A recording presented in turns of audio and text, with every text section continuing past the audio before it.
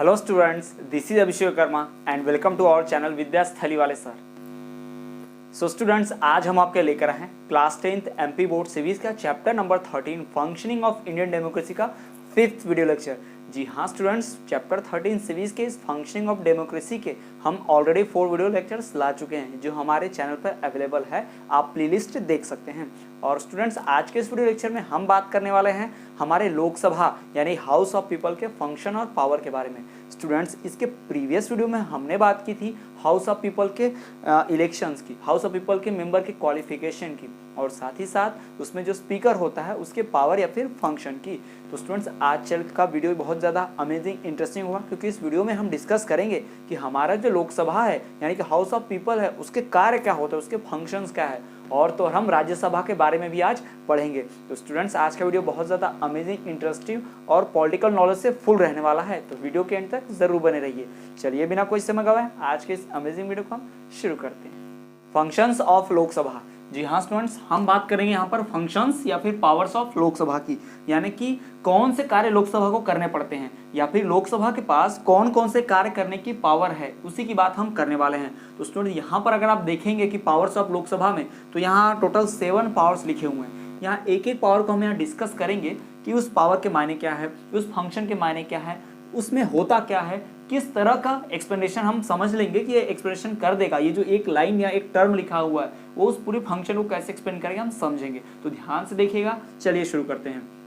पहला है legislative powers. Legislative का मतलब होता है लॉ फॉर्मेशन, लॉ फॉर्म करने की पावर, यानी कि लोकसभा के पास कौन सी पावर है, लॉ फॉर्म करने की, है ना। यानी कि लेजिस्लेटिव पावर का मतलब क्या होता है, लॉ फॉर्मेशन, लॉ को फॉर्म करना, है ना। लॉ को फॉर्म करने की पावर किसके पास है, लोकसभा। किसी भी प्रकार के जो बिल होते हैं, जो मनी बिल हैं, वो तो लोकसभा में आते ही आते हैं, लेकिन किसी और भी प्रकार के जो बिल होते हैं वो दोनों लोकसभा में पेश हो सकते हैं। बिल 2 टाइप के होते हैं, एक होता है ऑर्डिनरी बिल यानी कि साधारण, एक होता है मनी बिल जो लोकसभा में, दोनों लोकसभा में पेश हो सकते हैं, जबकि राज्यसभा में सिर्फ और सिर्फ ऑर्डिनरी बिल पेश होता है। तो उसकी बात हम डिस्कस करेंगे, अलग से टॉपिक है वो देखेंगे। पर आपको ध्यान क्या रखना है, जो भी अलग तरह के नियम और कानून बनते हैं उसे कौन बनाता है, लोकसभा बनाती है। यानी कि नियम कानून बनाने के जो पावर्स हैं यानी कि लेजिस्लेटिव पावर्स हैं वो किसके पास है, लोकसभा के पास है। तो यहाँ पर अब क्लियर हो गया कि लोकसभा के पास पावर है लेजिस्लेटिव वाली, यानी कि लॉ फॉर्मेशन की, लॉ मेकिंग की। तो वेरियस टॉपिक्स के ऊपर, वेरियस सब्जेक्ट्स के ऊपर जिनके ऊपर पार्लियामेंट में डिस्कशन होता है, चर्चा होती है, लड़ाई झगड़ा होता है। लड़ाई झगड़ा मतलब वायलेंस नहीं, मारपीट नहीं, बस डिस्कशन होता है, नोक झोंक होती है। तो वो जो भी चीज होता है पार्लियामेंट में, वो सब के ऊपर लॉ बनाने की पावर किसको दी गई है, लोकसभा को दी गई है। यानी कि लोकसभा लॉ फॉर्मेशन करता है कॉमन पीपल के लिए, कंट्री के लिए, पूरे कंट्री में जो रेगुलेट होंगे उस तरह के नियमों का फॉर्मेशन लोकसभा ही करता है। चलिए आगे देखते हैं दूसरे पावर की बात, फाइनेंशियल पावर। फाइनेंशियल पावर का मतलब क्या, पैसे से रिलेटेड पावर, यानी जो भी पैसे से रिलेटेड काम होंगे, वर्क होंगे गवर्नमेंट के, यानी कहीं पर डेवलपमेंट करना है, कहीं पे मान लीजिए सड़क बनानी है, तो सड़क बनानी है फॉर एग्जांपल मध्य प्रदेश से लेकर महाराष्ट्र तक, तो इस सड़क को बनाने के लिए लगभग 1000 करोड़ रुपए का खर्चा आएगा। तो 1000 करोड़ रुपए रखना है, सड़क कितनी चौड़ी होगी, मतलब ये तो डिसाइड गवर्नमेंट नहीं करती है, लेकिन गवर्नमेंट ही डिसाइड करेगी पैसा कितना जा रहा है। यानी अगर उधर से ऑर्डर आता है, इंजीनियर्स ने मैपिंग किया, सर्वे किया और बताया कि हमें 4 लेन की सड़क बनानी है जो 100 किलोमीटर लॉन्ग होगी, तो उसके लिए कम से कम 1000 करोड़ रुपए चाहिए होंगे। तो लोकसभा में डिस्कशन होगा, लोकसभा में मनी बिल आएगा कि रोड बनाने के लिए इतना पैसा जाना चाहिए, इतना ही जाना चाहिए, उससे कम जाना चाहिए, या उसको 4 लेन नहीं उसको 6 लेन करते हैं, 1000 करोड़ की जगह उसे 1500 करोड़ यानी 1500 करोड़ रुपीज देते हैं ताकि उससे अच्छा रोड बन सके। तो इस तरह की बातें यानी कि मनी बिल यानी पैसे से रिलेटेड जो काम होगा, मनी बिल जो है वो सब कहाँ पेश होगा, लोकसभा में। तो स्टूडेंट्स, आपको ध्यान क्या रखना है कि लॉ मेकिंग की पावर, लेजिस्लेटिव पावर किसके पास है, लोकसभा के पास। और दूसरा, जितने भी मेजर फाइनेंशियल प्रॉब्लम्स होती हैं, मेजर फाइनेंशियल रूल्स रेगुलेशन होते हैं, या फाइनेंशियल पावर की बात करें, या कोई फाइनेंशियल डिसीजन लेना हो, पैसे से रिलेटेड कोई भी काम हो, उसके लिए कौन रिस्पॉन्सिबल है, लोकसभा है। उस पर फाइनल डिसीजन लेने की पावर किसके पास है, लोकसभा के पास है, क्योंकि लोकसभा ही क्या है, फाइनेंशियल पावर को होल्ड करती है। लोकसभा ही तो हाउस ऑफ पीपल है, यानी लोगों के द्वारा चुने गए लोग कहाँ पर है, हाउस ऑफ पीपल लोकसभा में है, और लोगों का ही टैक्स का पैसा गवर्नमेंट यूज करती है। तो लोगों का पैसा कौन यूज करेगा, लोगों के द्वारा चुने गए लोग, यानी कि मिनिस्टर, यानी हाउस ऑफ पीपल यानी कि मेंबर ऑफ पार्लियामेंट। यही बात यहाँ पर कही गई है स्टूडेंट्स। और अगर हम देखें ये जो कंट्रोल ओवर एग्जीक्यूटिव, ये तीसरा फंक्शन है, तीसरा पावर है, कंट्रोल ओवर एग्जीक्यूटिव। अब एग्जीक्यूटिव का मतलब आप जानते हैं प्रेसिडेंट, प्राइम मिनिस्टर और तीसरा काउंसिल ऑफ मिनिस्टर। तो इन तीनों के ऊपर यानी कि president, prime minister and council of minister, council of ministers जो भी होते हैं, उन सभी को कंट्रोल कौन करता है? पार्लियामेंट के लोकसभा हाउस यानी house of people he control करता है। स्टूडेंट्स आपको याद रखना है एग्जीक्यूटिव का मतलब होता है प्रेसिडेंट, प्राइम मिनिस्टर और काउंसिल ऑफ मिनिस्टर। अब सवाल आता है प्रेसिडेंट मतलब राष्ट्रपति, प्राइम मिनिस्टर मतलब प्रधानमंत्री और काउंसिल ऑफ मिनिस्टर्स मतलब क्या है ना। तो काउंसिल ऑफ मिनिस्टर कौन लोग होते हैं? तो यहाँ काउंसिल ऑफ मिनिस्टर्स है यानी प्लूरल, ढेर सारे मिनिस्टर। यहाँ प्रेसिडेंट्स या प्राइम मिनिस्टर्स नहीं है, एक एक ही है, सिंगुलर, एक एक आदमी रहेगा। जबकि काउंसिल ऑफ मिनिस्टर जो है वो ग्रुप है। क्या होता है, प्राइम मिनिस्टर अकेले वर्क नहीं कर सकता। प्राइम मिनिस्टर अकेले एजुकेशन के मैटर्स, हेल्थ के मैटर्स, ट्रैफिक वाले, कम्युनिकेशन के, ट्रांसपोर्ट के सारे मैटर्स प्राइम मिनिस्टर एक साथ नहीं संभाल सकता। तो वो क्या करता है, अपने लिए हेल्प करने के लिए ढेर सारे मिनिस्टर चुन लेता है। हेल्थ का मिनिस्टर अलग, एजुकेशन का मिनिस्टर अलग, ट्रांसपोर्ट का मिनिस्टर अलग, कम्युनिकेशन का अलग। तो इस तरह से अलग अलग टाइप के मिनिस्टर चुन लेता है और इन्हीं मिनिस्टर के ग्रुप को क्या कहते हैं? काउंसिल ऑफ मिनिस्टर कहते हैं। क्या कहते हैं? Council of minister. इस बात को हम और डिटेल में पढ़ेंगे, लेकिन फिलहाल के लिए आप इतना ध्यान रखिए कि इन प्रेसिडेंट, प्राइम मिनिस्टर और काउंसिल ऑफ मिनिस्टर को क्या कहा जाता है? एग्जीक्यूटिव कहा जाता है। क्या कहते हैं इसे? एग्जीक्यूटिव कहते हैं।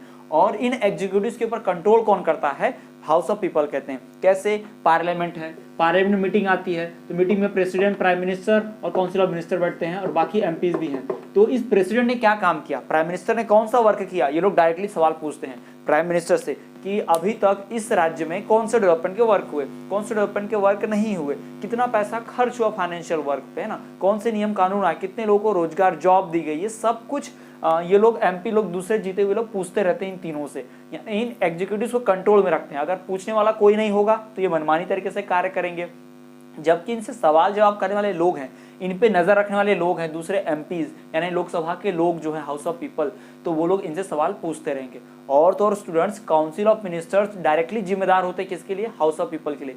यानी हाउस ऑफ पीपल कहता है कि हम प्राइम मिनिस्टर को सपोर्ट नहीं कर रहे, यानी अगर वोटिंग होगी और वोटिंग में 2/3 पीपल बोल दे कि प्राइम मिनिस्टर को हमारा सपोर्ट नहीं है, तो प्राइम मिनिस्टर को अपनी पोस्ट छोड़नी पड़ेगी। 2/3 लोग बोल दे काउंसिल ऑफ मिनिस्टर को हमारा परमिशन नहीं है, काउंसिल ऑफ मिनिस्टर को हमारा कोई सपोर्ट नहीं है, हम चाहते हैं कि काउंसिल ऑफ मिनिस्टर हट जाए, 2/3 लोग बोलने चाहिए। यानी 545 हाउस ऑफ पीपल है, तो 545 में से 2/3 पार्ट क्या कहना चाहिए कि काउंसिल ऑफ मिनिस्टर के पास अब कोई वर्क ढंग से नहीं कर रहे हैं, वो अच्छे वर्क नहीं कर रहे हैं, उनके ऊपर हमारा कॉन्फिडेंस नहीं है, तो उन्हें हटा दिया जाता है। इसके लिए नो कॉन्फिडेंस मोशन लाया जाता है, जिसे अविश्वास प्रस्ताव कहते हैं। अगर पॉलिटिकल टर्म की बात करें तो अविश्वास प्रस्ताव या फिर नो कॉन्फिडेंस मोशन या फिर लो कॉन्फिडेंस मोशन भी कहते हैं। तो इस तरह की पावर भी कौन एंजॉय करता है? Lok Sabha, house of people. पहला पावर क्या? लेजिस्लेटिव पावर यानी कि लॉ फॉर्म करने की पावर। दूसरा फाइनेंशियल पावर यानी कि कोई भी फाइनेंशियल रिलेटेड डिसीजन लेने का पावर लोकसभा के पास होता है। मनी बिल भी सिर्फ लोकसभा में ही पेश होता है। तीसरा कि एग्जीक्यूटिव्स को कंट्रोल में रखना। जो भी एग्जीक्यूटिव्स होंगे यानी कि president, prime minister, council of minister, उन सबको कंट्रोल में रखने का काम करता है कौन? यही हाउस ऑफ पीपल और लोकसभा के लोग। चलिए 3 फंक्शन हो गए। अब बढ़ते हम चौथे फंक्शन की ओर, अमेंडमेंट इन कॉन्स्टिट्यूशन। कॉन्स्टिट्यूशन में अगर कुछ अमेंडमेंट करना है, सुधार करना है, कोई चीज नई ऐड करनी है, पुरानी चीज को हटाना है, तो दोनों हाउस ऑफ पीपल यानी कि लोकसभा और राज्यसभा मिलकर एक काम कर सकते हैं। अकेला लोकसभा नहीं कर सकता, लोकसभा प्लस राज्यसभा दोनों को मिलना पड़ेगा। यानी कि लोकसभा का भी रोल है इसमें, राज्यसभा का भी। यानी राज्यसभा अकेले भी नहीं कर सकती बिना लोकसभा के, और लोकसभा भी बिना राज्यसभा के नहीं कर सकती, बट दोनों मिलकर कर सकते हैं। तो लोकसभा के पास भी ये पावर है कि वो राज्यसभा के साथ मिलकर कॉन्स्टिट्यूशन में अमेंडमेंट कर दे, मतलब लिखे हुए संविधान में कुछ परिवर्तन, कुछ चेंज करे। ये पावर किसके पास है? लोकसभा के पास है। लेकिन आपको याद ये रखना कि अकेला लोकसभा अमेंडमेंट नहीं कर सकता कॉन्स्टिट्यूशन में। अमेंडमेंट करने के लिए कॉन्स्टिट्यूशन में किसकी आवश्यकता होगी? अदर हाउस यानी कि राज्यसभा की भी आवश्यकता होगी। यानी कि लोकसभा और राज्यसभा दोनों मिलकर ही कॉन्स्टिट्यूशन में अमेंडमेंट कर सकते हैं, संविधान को चेंज कर सकते हैं। ये हो गया चौथा फंक्शन। चलिए हम बढ़ते हैं हमारे 5वें फंक्शन की ओर, election of president and vice president. जी हाँ, वाइस प्रेसिडेंट और प्रेसिडेंट का इलेक्शन, चुनाव करना है। कैसे होता है स्टूडेंट्स? हम एमपीज को, मेंबर ऑफ पार्लियामेंट्स को, प्राइम मिनिस्टर को डायरेक्टली चुनते हैं, यानी प्राइम मिनिस्टर का इलेक्शन और दूसरे मेंबर ऑफ पार्लियामेंट का इलेक्शन, सांसदों का इलेक्शन हम लोगों के द्वारा डायरेक्ट होता है। लेकिन हम प्रेसिडेंट को और हम काउंसिल ऑफ मिनिस्टर को डायरेक्ट नहीं चुनते, हम वाइस प्रेसिडेंट को भी डायरेक्ट नहीं चुनते हैं। इसे कौन चुनता है? वो लोग चुनते हैं जो हमारे द्वारा चुने गए हैं। तो सिंपल हम आपको यहाँ पर चार्ट की मदद से समझाते हैं, बहुत अच्छे से समझ जाएंगे। क्या होता है? पीपल यानी कि जनता, जनता जो है वो वोट देती है किसे? एमपीज को, यानी कि मेंबर ऑफ पार्लियामेंट को, मेंबर ऑफ पार्लियामेंट को। ध्यान से देखिए इसको, पूरी प्रोसेस को। मेंबर ऑफ पार्लियामेंट यानी कि एमपीज, जिन्हें सांसद भी कहते हैं ना, इन एमपीज को चुनती है कौन? पीपल। फिर क्या होता है? ये पीपल कितने हैं? 545 है ना लोकसभा में, कितने टोटल? 545 होते हैं। तो ये 545 मिलकर प्लस लेजिस्लेटिव असेंबली के लोग, लेजिस्लेटिव असेंबली के लोग मतलब क्या? विधानसभा के चुने हुए लोग। यानी पीपल जो है मेंबर ऑफ पार्लियामेंट को भी चुनते हैं, और पीपल जो है लेजिस्लेटिव असेंबली, यानी जिन्हें एमएलए भी बोलते हैं, मेंबर ऑफ लेजिस्लेटिव असेंबली, यानी कि विधायक भी बोलते हैं। क्या बोलते हैं उन्हें? विधायक। यानी और ये दोनों, यानी ये दोनों मिलकर, ये और ये मिलकर, ये जो दोनों पीपल हैं, ये भी और ये भी, ये मिलकर चुनते हैं किसको? प्रेसिडेंट को। किसको चुनते हैं? प्रेसिडेंट या फिर वाइस प्रेसिडेंट को ना, उनको चुनते हैं। ये आपको ध्यान में रखना है। तो स्टूडेंट्स, कहने का मतलब ये है कि यहाँ पर जो पीपल है वो चुनते हैं मेंबर ऑफ पार्लियामेंट, सांसदों को, एमपीज को, और मेंबर ऑफ लेजिस्लेटिव असेंबली यानी कि एमएलए यानी विधायकों को। इनको चुनता है कौन? पीपल। फिर ये लोग चुन देते हैं किसको? प्रेसिडेंट को और वाइस प्रेसिडेंट को। तो स्टूडेंट्स, ये जो पूरे लोग हैं, यानी कि एमपी प्लस एमएलए, यानी कि member of parliament plus MLA, member of legislative assembly, इनको मिलाकर क्या बोलते हैं? इलेक्टोरल कॉलेज बोलते हैं। क्या बोलते हैं इसको? Electoral college. इसको बोलते हैं इलेक्टोरल कॉलेज। तो इसी से क्या होता है? प्रेसिडेंट और वाइस प्रेसिडेंट का इलेक्शन होता है। स्टूडेंट्स, प्रेसिडेंट और वाइस प्रेसिडेंट का इलेक्शन करने के लिए क्या किया जाता है? मेंबर ऑफ पार्लियामेंट, यानी जितने भी मेंबर्स ऑफ पार्लियामेंट होंगे, लोकसभा के लोग भी और सारे राज्यसभा के लोग भी, यानी 545 प्लस राज्यसभा में होते हैं 250 लोग, यानी कि 545 प्लस 250 मिलकर किसको चुनते हैं? 545 प्लस 250 मिलकर किसको चुनते हैं? प्रेसिडेंट को चुनते हैं, और लेजिस्लेटिव असेंबली के लोग भी। सो स्टूडेंट्स, आपको ध्यान क्या रखना है? हम पीपल्स ने, हम लोगों ने किसे चुना? नेता लोगों को, सांसदों को, एमपीज को, एमएलए को। फिर उन एमपीज और एमएलए लोगों ने किनको चुन दिया? प्रेसिडेंट और वाइस प्रेसिडेंट को। तो ये जो एमपी और एमएलए मिलकर होते हैं ना, इन्हें क्या बोलते हैं? टुगेदरली इलेक्टोरल कॉलेज बोलते हैं। क्या बोला जाता है इन्हें? Electoral college. ये दोनों मिलकर किसको चुनेंगे? प्रेसिडेंट को। लेकिन सिर्फ एमपी लोग, मेंबर ऑफ पार्लियामेंट के लोग चुनेंगे इसको? एमएलए को। ठीक है, ये आपको ध्यान रखना। सॉरी, वाइस प्रेसिडेंट को चुनेंगे। ठीक, मेंबर ऑफ पार्लियामेंट और एमएलए मिलके चुनेंगे प्रेसिडेंट को, और सिर्फ मेंबर ऑफ पार्लियामेंट मिलके चुनेंगे किसको? इस वाइस प्रेसिडेंट को। है ना, वाइस प्रेसिडेंट को चुनने के लिए सिर्फ मेंबर ऑफ पार्लियामेंट लगते हैं, और जबकि प्रेसिडेंट को चुनने के लिए मेंबर ऑफ पार्लियामेंट और मेंबर ऑफ लेजिस्लेटिव असेंबली दोनों लगते हैं। यानी कि इलेक्टोरल कॉलेज जो बॉडी होती है, यानी एमपी एमएलए मिला के जो बॉडी होती है उसे इलेक्टोरल कॉलेज बोलते हैं, उसके थ्रू इलेक्शन होता है। अब उसके बाद आता है student forum of peoples view. Forum मतलब होता है एक ग्रुप, एक समूह जो लोगों को रिप्रेजेंट करता है, रिप्रेजेंटेटिव ग्रुप, यानी कि पीपल्स व्यू, यानी लोग क्या सोचते हैं वो फोरम भी सोचता है। स्टूडेंट्स, आपको ध्यान क्या रखना है कि इन एमपीज को किसने जिताया है चुनकर इलेक्शन में? पीपल्स ने। जैसे फॉर एग्जांपल, आप में से कुछ लोगों ने क्या किया होगा? 2019 के इलेक्शन में प्राइम मिनिस्टर नरेंद्र मोदी को वोट दिया होगा। जी हाँ, प्राइम मिनिस्टर नरेंद्र मोदी जी को वोट दिया गया होगा। तो नरेंद्र मोदी जी जीते हैं और नेता बने हैं। तो नरेंद्र मोदी क्या है? एक व्यू है। नरेंद्र मोदी जो भी बोलते हैं, इसका मतलब उनको जिता हुए लोग ही वही बोल रहे हैं। यानी कि नरेंद्र मोदी अपने मन से वर्क नहीं करते हैं, वो वही वर्क करते हैं जिन लोगों ने उन्हें जिताया है, जिस काम के लिए जीता है। फॉर एग्जाम्पल, आप देखते हैं कि नेता लोग चुनावी रैलियों में भाषण देते हैं कि अगर हम जीत गए तो ऐसा काम कर देंगे, देश में ये कर देंगे। तो जब वो नेता वो काम करता है जीतने के बाद, तो किसका काम कर रहा है? पीपल का काम कर रहा है, क्योंकि पीपल ने इसीलिए तो जिताया है उसे वोट देकर, है ना, कि वो उनका काम कर सके। तो पीपल्स व्यू के लिए कौन रिस्पॉन्सिबल है? सीधा सीधा लोकसभा। यानी लोकसभा मीन्स पीपल का रिप्रेजेंटेटिव, इसलिए तो इसे हाउस ऑफ पीपल बोलते हैं, पीपल का हाउस बोलते हैं। याद रखिएगा इसे, क्योंकि पीपल ही रिप्रेजेंट कर रहे हैं। नेता तो सिर्फ नाम मात्र हैं, उन्हें तो हमने भेजा है वहां पर जिताकर, वो हमारा काम ही कर रहे हैं वहां पर, हमारे द्वारा बताए गए। फिर आता है सातवां, मोशन ऑफ इम्पीचमेंट। इम्पीचमेंट का मतलब क्या होता है? निष्कासन। क्या होता है? निष्कासन, या फिर इसे महाभियोग कहते हैं। महाभियोग यानी कि कोई अगर गलत काम करता है, फॉर एग्जांपल प्रेसिडेंट, जब बहुत बड़ी पोस्ट वाले लोग कोई गलत काम करते हैं तो उन्हें हटाने के लिए जो प्रोसेस होती है उसे इम्पीचमेंट कहा जाता है। जी हाँ स्टूडेंट्स, जजेस को, सुप्रीम कोर्ट के जजेस हो गए, हाई कोर्ट के जजेस हो गए, प्रेसिडेंट हो गया, इन लोगों को हटाने के लिए, इन लोगों को अपनी पोस्ट से हटाने के लिए नॉर्मली रिजाइन नहीं दिलवाया जा सकता, उन्हें डायरेक्टली जॉब से निकाला नहीं जा सकता। क्या करना होगा? उनके खिलाफ इम्पीचमेंट प्रोसेस लानी होगी, यानी बिल आएगा पार्लियामेंट में, एक लॉ बनेगा कि इन लोगों को बाहर हटाना है, यानी अच्छा प्रेसिडेंट नहीं है, इसे हटाना पड़ेगा। तो उस लॉ को पास होने के लिए वोटिंग हुई 2/3 की। अगर 2/3 मेजॉरिटी लोग बोलते हैं कि प्रेसिडेंट खराब है, उसको इम्पीच कर दिया जाए, हटा दिया जाए, तो हटा दिया जाएगा। लेकिन 2/3 लोग बोलते हैं कि नहीं नहीं वो अच्छा काम कर रहा है, कोई हटाने की जरूरत नहीं है। कुछ लोग बोल रहे हैं बस हटाना चाहिए, बाकी सारे लोग बोल रहे हैं कि नहीं हटाना चाहिए, तो नहीं हटेगा। तो इसी प्रोसेस के थ्रू वो हटता है, यानी कि जजेस को हटाने का डिस्कशन करना, प्रेसिडेंट के खिलाफ इम्पीचमेंट लाना, ये सब कौन कर सकता है? लोकसभा करता है। स्टूडेंट्स, कुछ और भी फंक्शन है, मिस्टेलिनियस फंक्शंस हैं इसकी लोकसभा की, जैसे कि किसी भी रिसेंट टॉपिक पर डिस्कशन करना, देश में चल रहे किसी क्राइसिस के ऊपर तुरंत डिस्कशन करना, इमीडिएट डिस्कशन करना, ये पार्लियामेंट के लोकसभा हाउस ऑफ पीपल का फंक्शन है, उसके पावर है। और तो और स्टूडेंट्स, लोकसभा जो है वो क्या कर सकती है, जो भी इमरजेंसी डिक्लेयर की जाती है प्रेसिडेंट के द्वारा, उसे वैलिड कराना होता है। यानी प्रेसिडेंट ने इमरजेंसी लगाई देश में और 1 महीने के अंदर उसे लोकसभा ने परमिशन नहीं दी कि हाँ इमरजेंसी सही है, आप लगा सकते हैं, तो वो जो इमरजेंसी है 1 महीने के अंदर अपने आप खत्म हो जाएगी।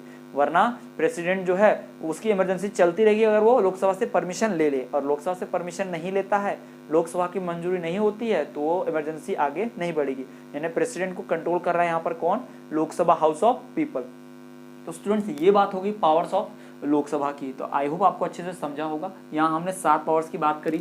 लेजिस्लेटिव पावर्स, जिसमें लॉ फॉर्म करने की बात हुई। फिर आता है फाइनेंशियल पावर्स, यानी किसी भी तरह के फाइनेंशियल डिसीजन लेने की, मनी बिल है कि नहीं, ये सब डिसाइड करने की पावर इन्हीं के पास। तीसरा, कंट्रोल ओवर एग्जीक्यूटिव्स, यानी जो भी प्राइम मिनिस्टर होता है, प्रेसिडेंट होता है, काउंसिल ऑफ मिनिस्टर होते हैं, उनको कंट्रोल में रखना, उनके ऊपर नजर रखना कौन करता है? एग्जीक्यूटिव।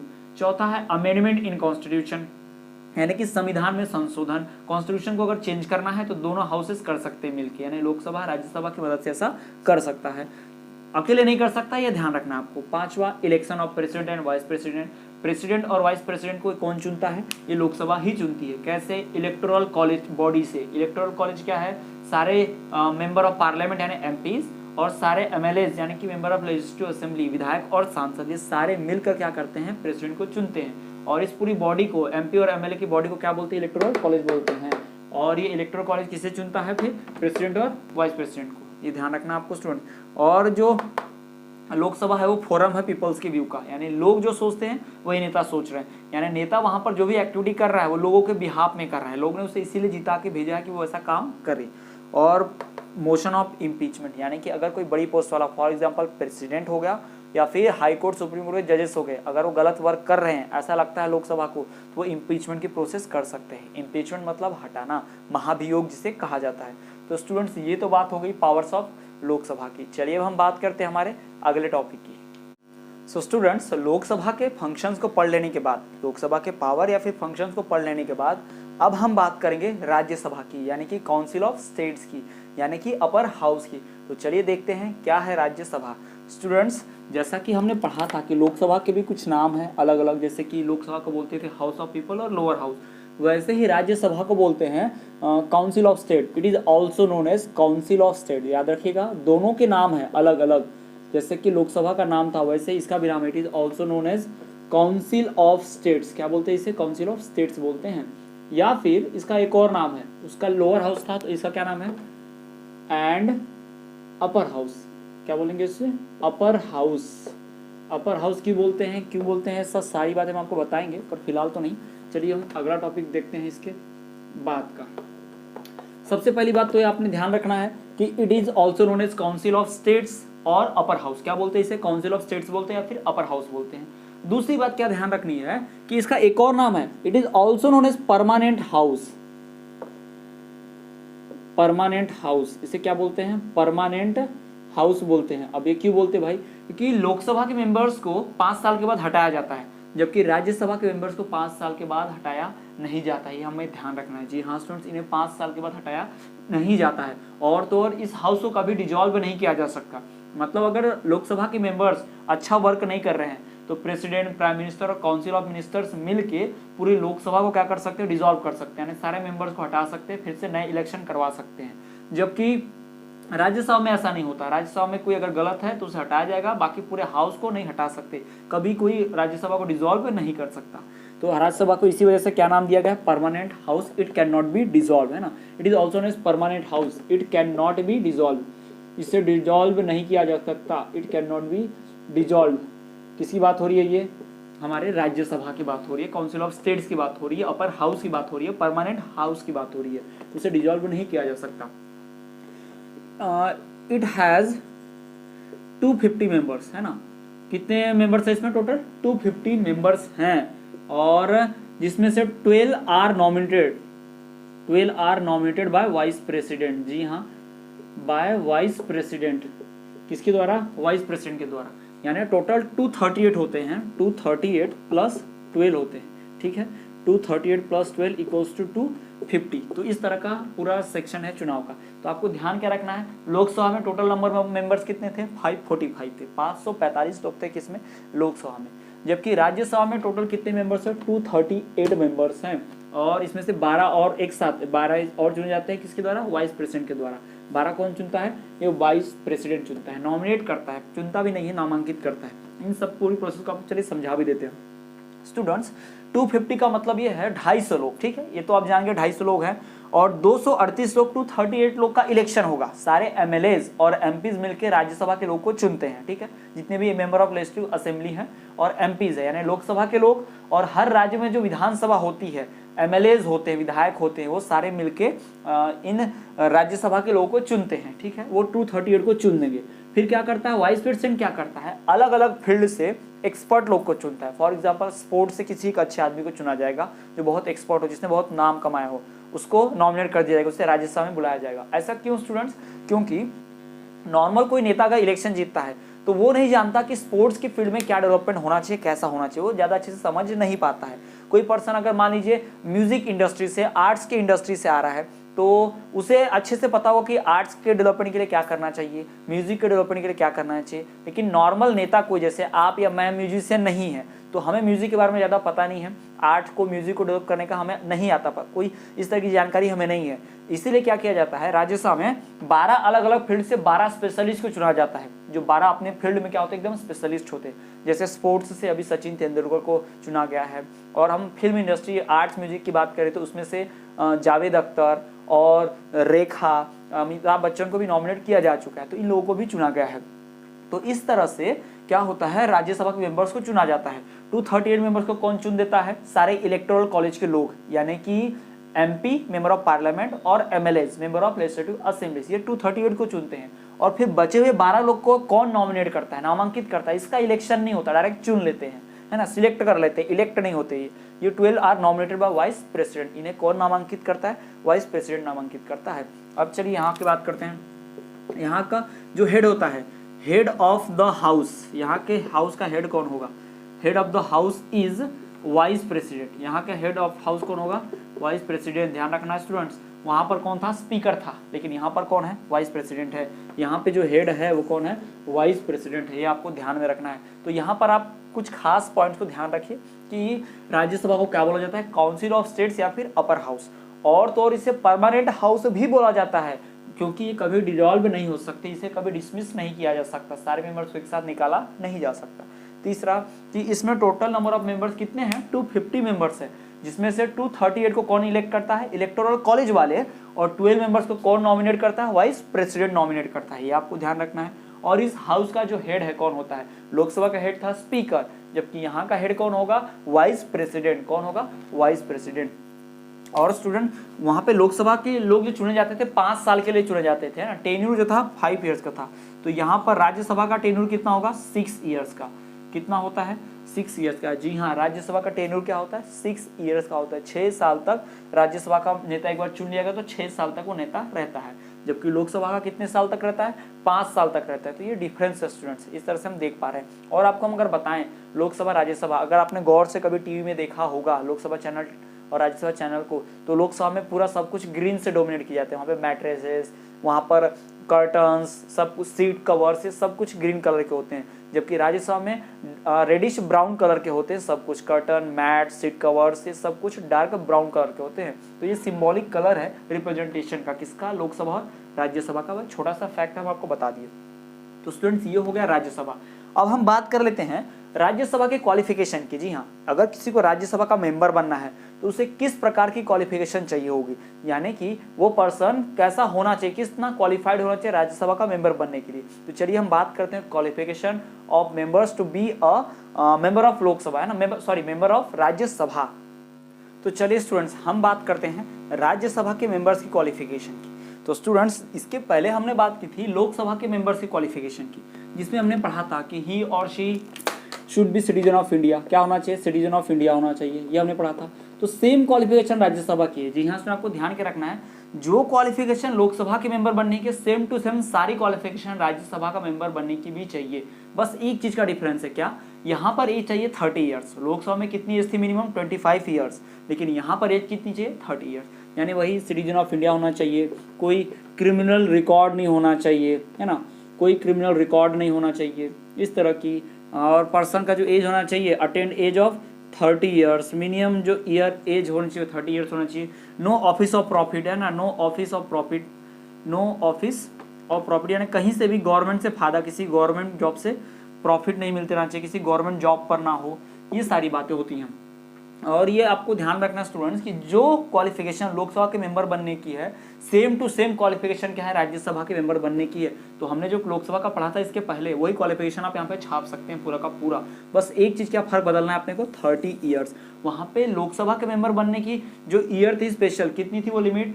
25 ईयर्स थी, जबकि यहाँ पर राज्यसभा का मेंबर बनने के लिए कितना चाहिए? 30 ईयर्स चाहिए, 30 साल कम से कम चाहिए होता है। और यहाँ पर भी वही, फिर कोई क्रिमिनल रिकॉर्ड नहीं चाहिए, पार्लियामेंट के द्वारा, पार्लियामेंट्री लॉ के द्वारा कोई पर्सन अनफिट नहीं डिक्लेयर करना चाहिए इलेक्शन कॉन्टेस्ट करने के लिए, किसी कंटेम्प्ट ऑफ कोर्ट नहीं होना चाहिए, यानी किसी भी पर्सन ने कंटेम्प्ट ऑफ कोर्ट नहीं किया हो, कोर्ट ने उसे इलेक्शन के लिए अमान्य घोषित ना किया हो, है ना, अनफिट ना घोषित किया हो, इस प्रकार की चीजें। तो यही सब अगर होगा तो पर्सन राज्यसभा में वोट के लिए खड़ा हो सकता है, यानी इलेक्शन में पार्टिसिपेट कर सकता है राज्यसभा के लिए भी। ये सारी क्वालिफिकेशन बस एक अलग है लोकसभा से, कौन सी? कि लोकसभा का मेंबर बनने के लिए कितना एज चाहिए? 25 ईयर्स चाहिए, जबकि राज्यसभा का मेंबर बनने के लिए कितना चाहिए? 30 ईयर्स चाहिए। तो 30 साल के होंगे तो राज्यसभा का भी इलेक्शन में भाग ले सकते हैं। चलिए स्टूडेंट आपको बताते हैं, जैसा हमने पढ़ा था कि लोकसभा में 29 मेंबर्स जाते हैं एमपी से, 29 मेंबर्स फ्रॉम एमपी इन लोकसभा। कहाँ पर होता है ये? लोकसभा में, है ना, लोकसभा में।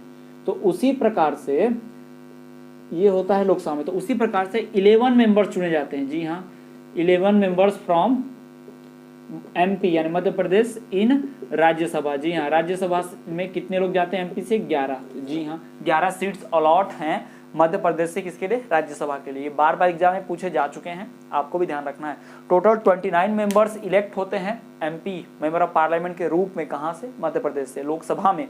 जबकि राज्यसभा में टोटल 11 मेंबर्स इलेक्ट होते हैं as a member of parliament, यानी कि हम कह सकते हैं राज्यसभा का मेंबर। तो स्टूडेंट्स ये तो बात होगी किसकी? Qualification of members of Rajya Sabha की। तो चलिए हम देखते हैं हमारा अगला topic. So students, qualification of members of Rajya Sabha की बात कर लेने के बाद अब हम बात करेंगे procedure of election of members of Rajya Sabha, यानी किस प्रोसीजर से, किस प्रोसेस के थ्रू राज्यसभा के मेंबर्स का इलेक्शन किया जाता है, कैसे राज्यसभा के लोगों का चुनाव किया जाता है। इसके लिए कोई नॉर्मल इलेक्शन नहीं होता। जी हाँ स्टूडेंट्स, हम लोग राज्यसभा के लोगों को डायरेक्टली नहीं चुनते, यानी राज्यसभा के जो मेंबर है they are indirectly elected, they are elected indirectly, इसे इनडायरेक्टली इलेक्ट करते हैं। जबकि राज्यसभा के लोग हम कैसे इलेक्ट करते हैं? लोकसभा के लोगों को डायरेक्टली, लोकसभा के पीपल को हम डायरेक्टली इलेक्ट करते हैं, जबकि जो राज्यसभा के पीपल है उनको इनडायरेक्टली हम इलेक्ट करते हैं। They are indirectly elected by people, है ना, लोगों के द्वारा वो इनडायरेक्टली अप्रत्यक्ष रूप से चुने जाते हैं। क्यों? क्योंकि लोगों ने किसके चुना? पीपल चुनेंगे किसको? एमएलएस को, मेंबर ऑफ लेजिस्लेटिव असेंबली को। अब ये एमएलए किसको चुनेंगे? राज्यसभा वालों को चुनेंगे। किसको चुनेंगे? राज्यसभा के मेंबर्स को चुनेंगे। तो यहाँ देखिए हमने इनडायरेक्टली चुना, डायरेक्टली नहीं, है ना। तो ये क्या हो गया? इनडायरेक्टली इलेक्शन हो गया। कौन चुनता है? ये एमएलएस चुनते हैं। हमने चुना, हम पीपल चुनते हैं एमएलएस को, मेंबर ऑफ लेजिस्लेटिव असेंबलीज, इनका इलेक्शन होता है, जिसे विधानसभा का चुनाव भी कहते हैं, असेंबली इलेक्शन भी जिसे कहते हैं। और ये लोग सारे मिलकर क्या करते हैं? जितने भी स्टेट्स हैं वो सारे स्टेट्स के एमएलए लोग मिलकर राज्यसभा के मेंबर को चुनते हैं अपने अपने राज्य के। जैसे एमपी में जितने भी एमएलए होंगे वो 11 लोग को चुनेंगे, अपने एमपी से 11 लोग को चुनेंगे, काय के लिए? राज्यसभा के लिए, राज्यसभा का मेंबर उनको बनाएंगे। ये तो हो गया राज्यसभा के इलेक्शन का कि किस प्रोसीजर से इलेक्शन होता है। ये इलेक्टोरल कॉलेज नहीं है स्टूडेंट्स, ये इलेक्टोरल कॉलेज से नहीं हो रहा, क्योंकि इलेक्टोरल कॉलेज के लिए क्या चाहिए? MP प्लस MLA, MP और MLA दोनों रहेंगे तो जाके क्या बनेगा, वो इलेक्टोरल कॉलेज बनेगा, ठीक है। तब उसको हम इलेक्टोरल कॉलेज या EC बोल लीजिएगा। लेकिन सिर्फ MLA है या सिर्फ MP है तो उसको इलेक्टोरल कॉलेज बोला नहीं जा सकता। उसका इलेक्शन किससे हो रहा है, सिर्फ MLA यानी कि मेंबर ऑफ लेजिस्लेटिव असेंबलीज के द्वारा हो रहा है। तो स्टूडेंट ये तो बात होगी इलेक्शन ऑफ मेंबर्स की। अब बात करते हैं कि जो इलेक्शन ऑफ मेंबर होता है ये हर साल की तरह इलेक्शन नहीं होते, मतलब ये 5 साल पे 6 साल पे सब फिक्स नहीं होते हर टेन्यूर पे, है ना, लोकसभा की तरह। इसमें क्या होता है 2/3 मेंबर जो है, अरे इसमें